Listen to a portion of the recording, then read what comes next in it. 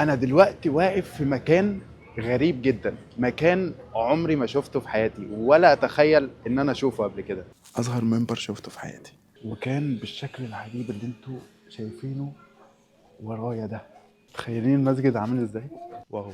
بيقولوا إن هنا في المسجد دوت موجود فيه قبر الصحابة وسيدنا عمرو بن العاص، سيدنا وهب ابن هشيرة.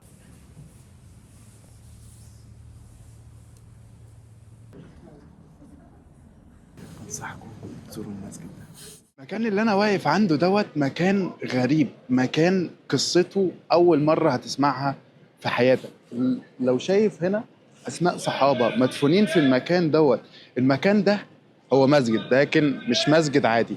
المكان ده كان زنازين قبل ما تكون مسجد.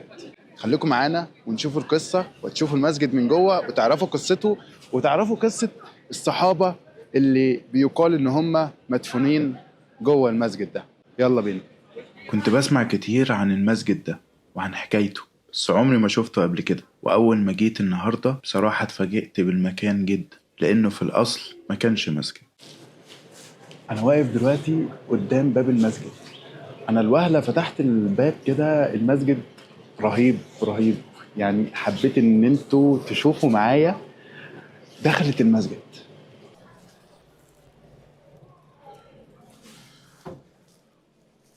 واو، سبحان الله.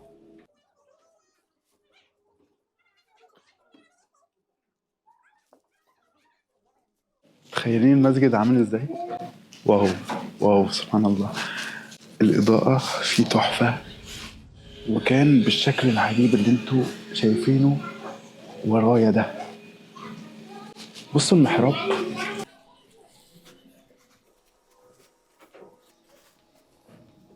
وعلى فكرة المكان ده ما كانش سجن ولا زنازين زي ما ناس كتير بتقول، هو كان قبو وسراديب قديمة تبع حصن بيزنطي، وبعدين العثمانيين استخدموه كمخزن ذخيرة تحت الأرض، وعشان كده شكله ضيق ومقفول. الناس افتكرت إنه كان زنازين، ومع الوقت المكان ده اتوقف استخدامه وبعدين اتحول لمسجد في القرن ال18 ولحد دلوقتي وهو محافظ على طبعه القديم.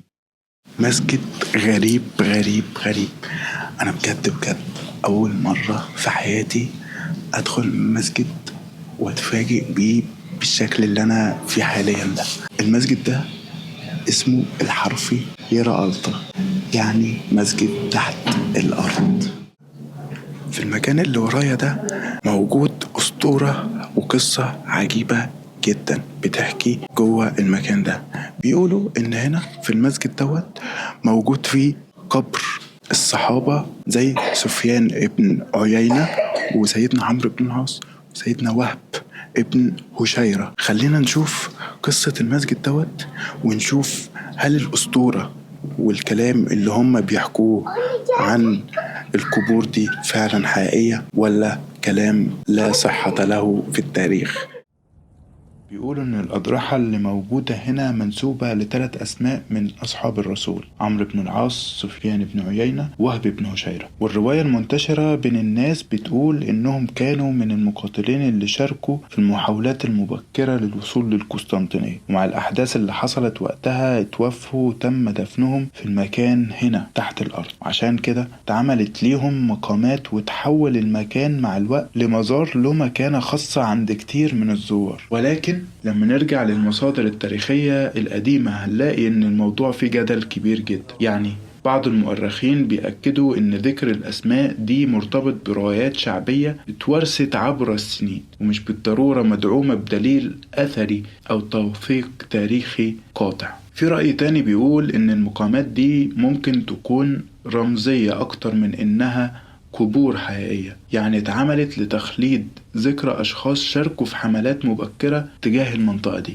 ورغم الاختلاف دوت المكان نفسه ليه رهبة وطابع روحاني واضح جدا، وأي حد هيدخل هنا هيحس بالرهبة دي. واللي لسه لحد النهاردة بيخلي الجدل ده موجود هو إن الناس شايفة قدامها مقامات وأسماء كبيرة جدا، وفي المقابل الباحثين بيطلبوا أدلة تاريخية أو أثرية أدق. فالموضوع دايما بيبقى ما بين الرواية الشعبية والتوثيق العلمي ولو حد منكم يعرف اكتر عن القصص الحقيقية المرتبطة بالاسماء الصحابة دول او عنده مصادر تاريخية موثوقة، ياريت تكتبوها في التعليقات، لان بصراحة حابب اتعلم منكم واكمل البحث في الموضوع ده.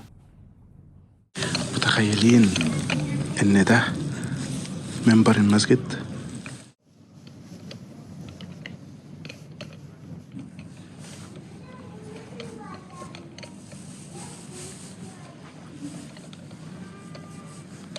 انا حاسس ان انا طول المنبر اصغر منبر شفته في حياتي.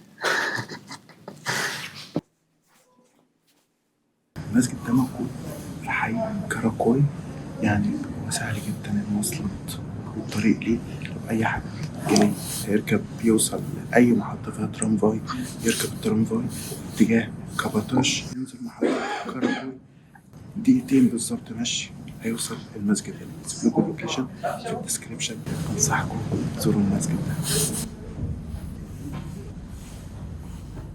شكرا لكم على مشاهدة الفيديو. لو عجبكم الفيديو وعجبكم القصة، محتاجين تتفرجوا عن قصص تانية جاية كتير ان شاء الله في اسطنبول وبره اسطنبول. احب جدا ان انتوا تشاركوني تعليقكم واقتراحاتكم في الكومنتات تحت في الفيديو، علشان ناس كتير تشوفنا وعلشان نتشجع ان احنا نصور اكتر واكتر. شكرا لكم، اشوفكم في فيديو جديد. السلام عليكم.